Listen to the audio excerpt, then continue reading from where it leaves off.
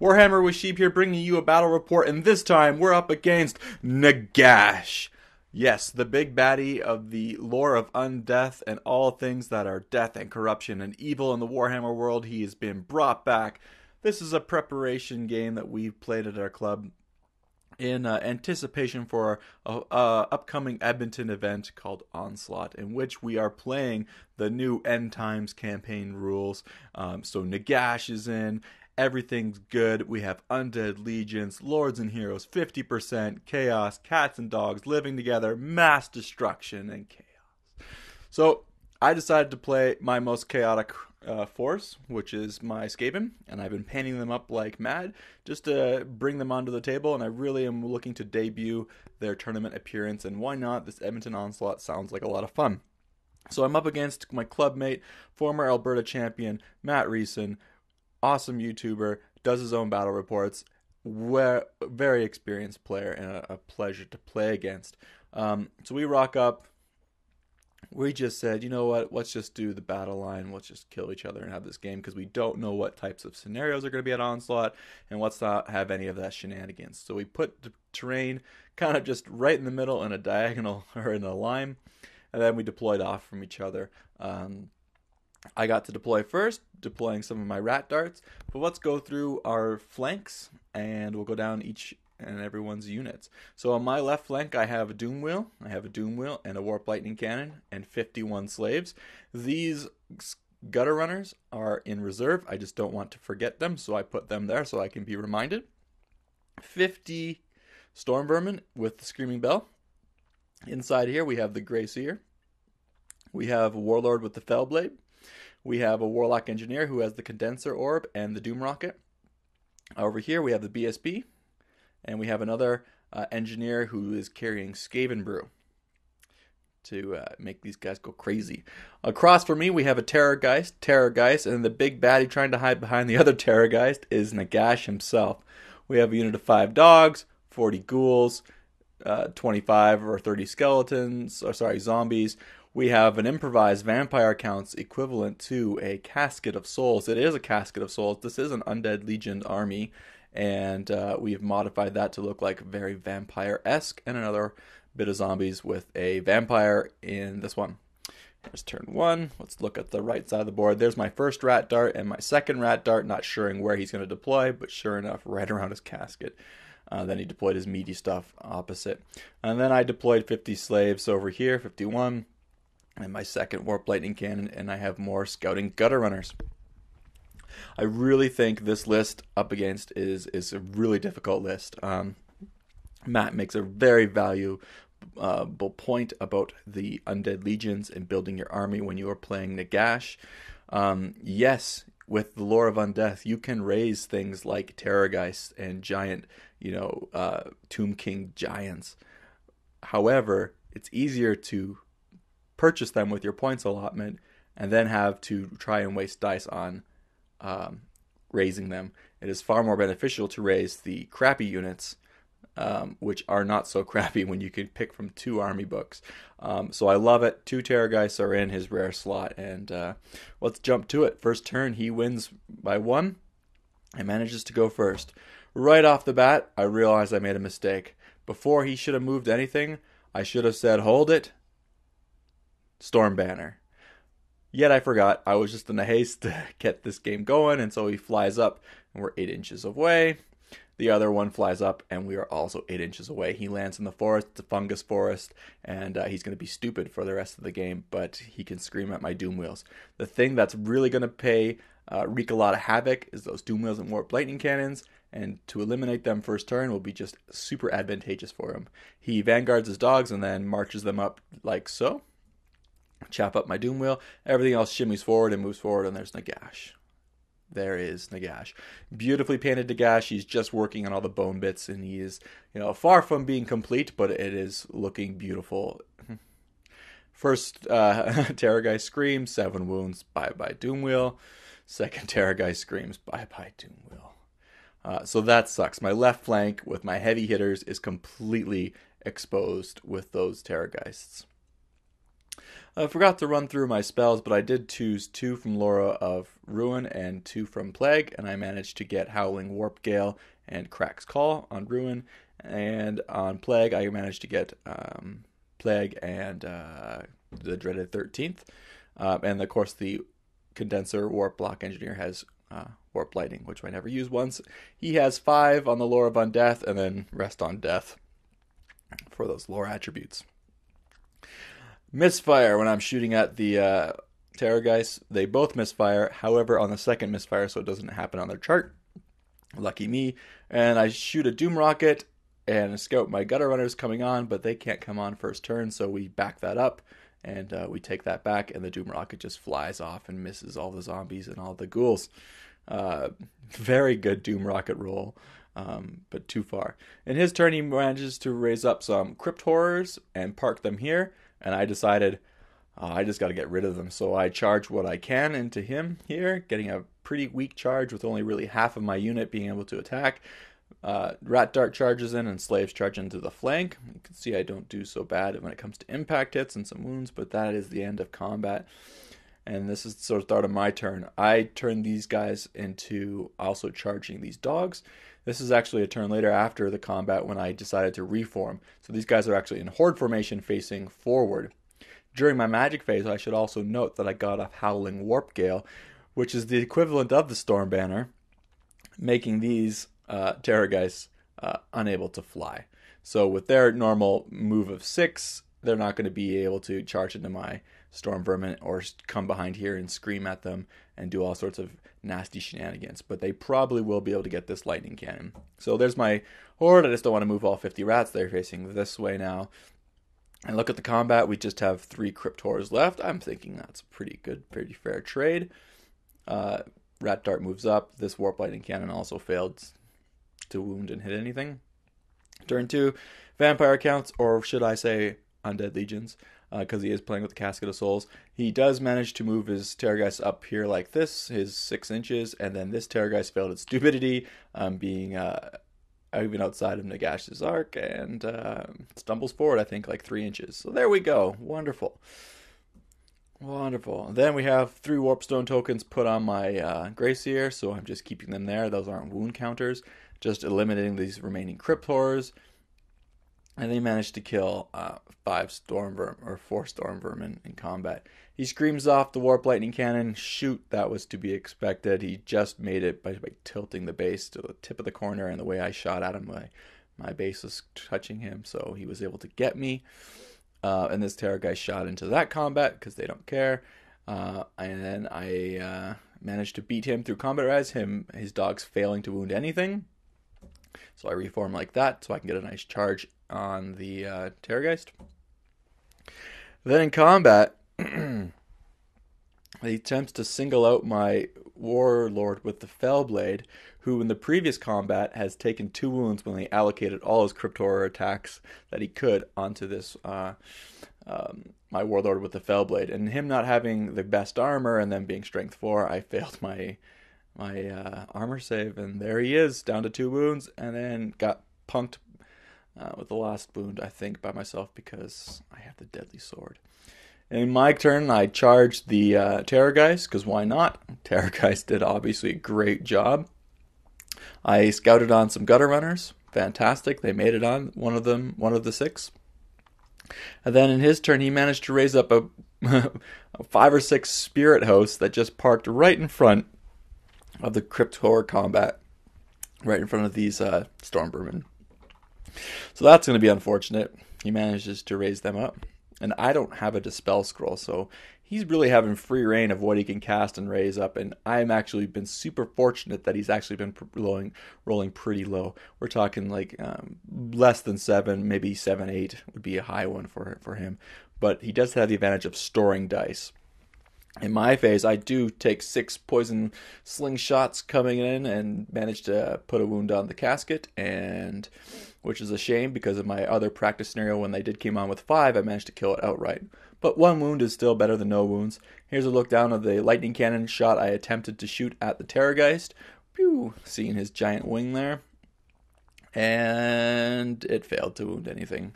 failed to hit. We managed to kill the Cryptors to a man. Fantastic. I reformed slightly.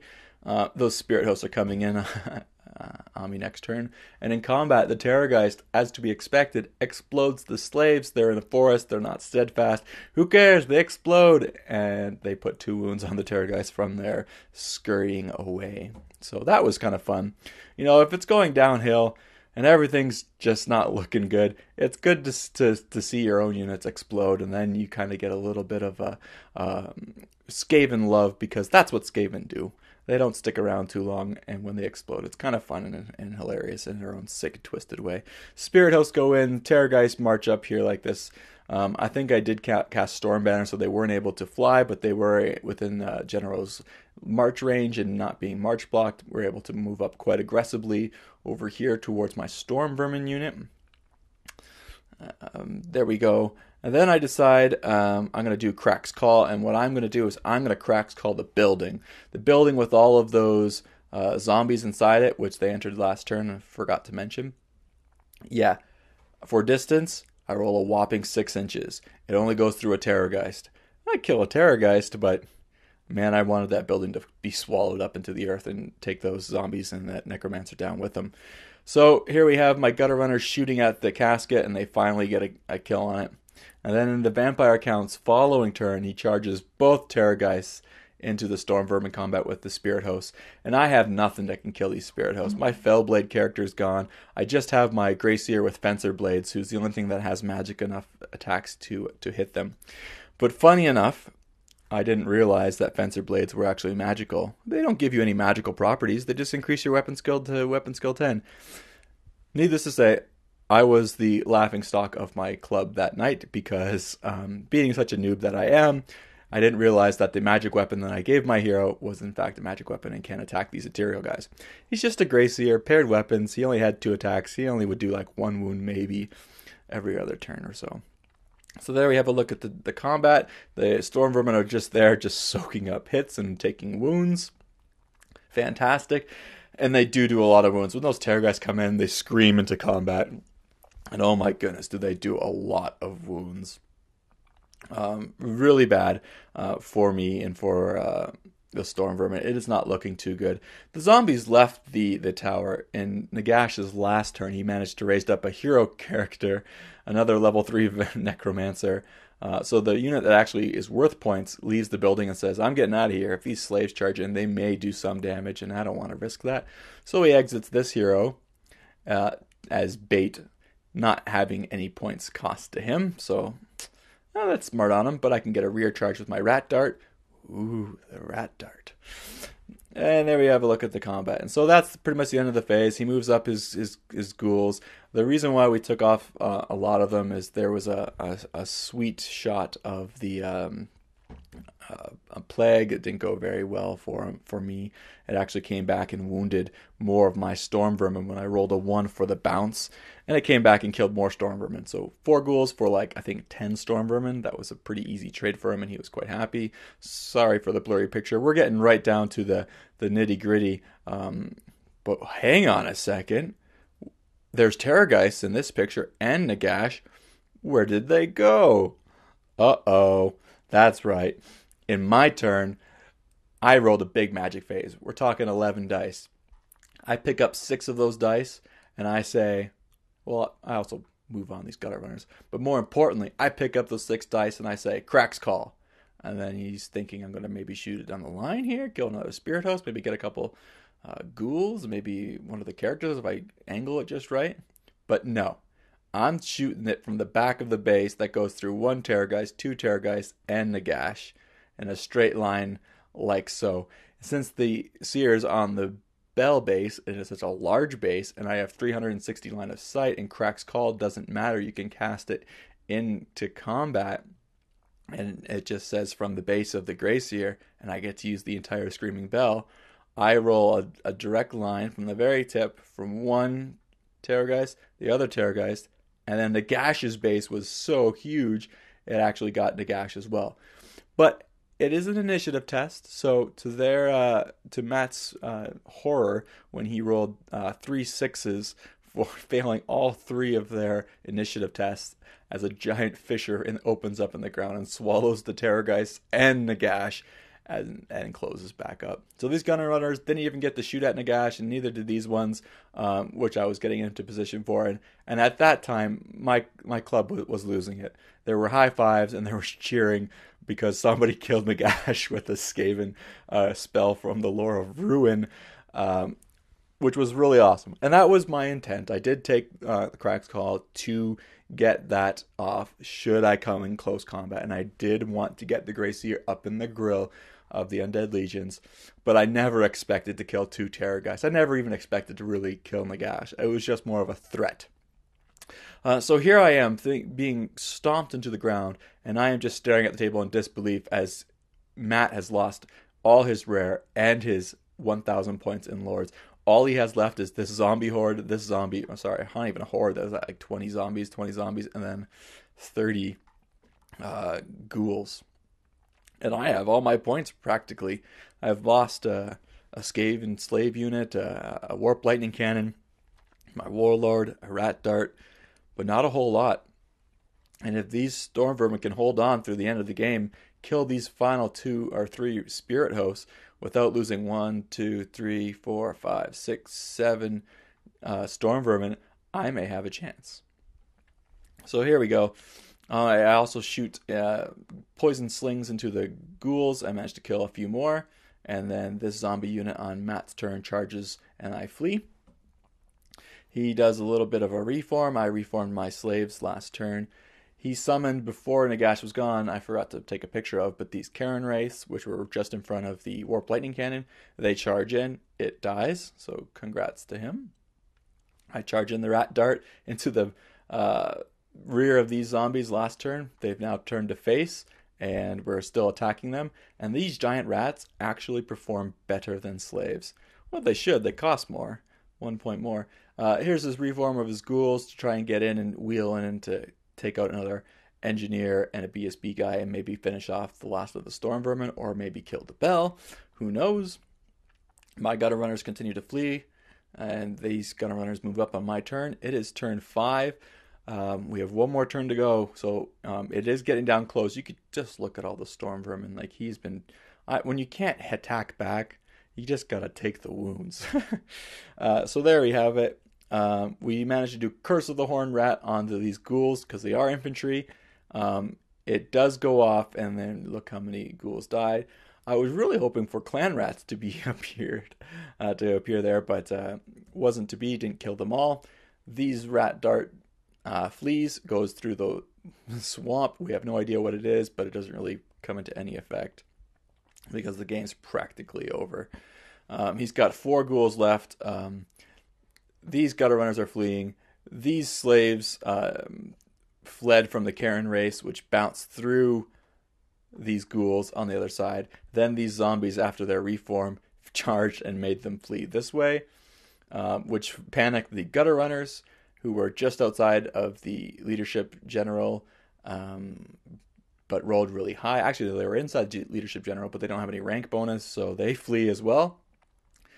But it's still not far enough to go off the board. We thought these guys might go off the board, but they actually flee from the nearest enemy unit, which happens to be the Spirit Hosts. And look at that. We have a few Spirit Hosts left, and still a few Storm Vermin kicking around. There's the Karen race trying to make a crazy long charge, which ended up being impossible to make, but they march up there like that.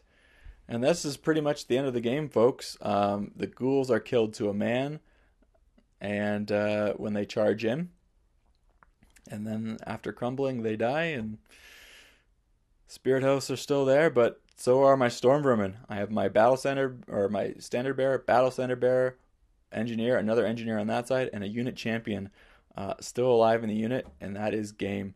So, wow. Yeah. Super lucky. It was going really bad for me. To be fair, had I called Stormbanner first turn and remembered my Skaven abilities and the shenanigans that comes with it, those Terrorgeists wouldn't have been there, and I probably would have killed at least one, maybe early on, maybe severely wounded another. And if my lightning cannons had have shot better, may have been a different story. However, I did not see that Krax call doing as much damage as it did. It was super effective. So overall, this was a fantastic game. Thank you again to Matt. I'm sure he's going to want to challenge me because when a Warhammer game just goes like that for you, it doesn't really seem like it's super fair. But hey ho, that's the game. Thanks.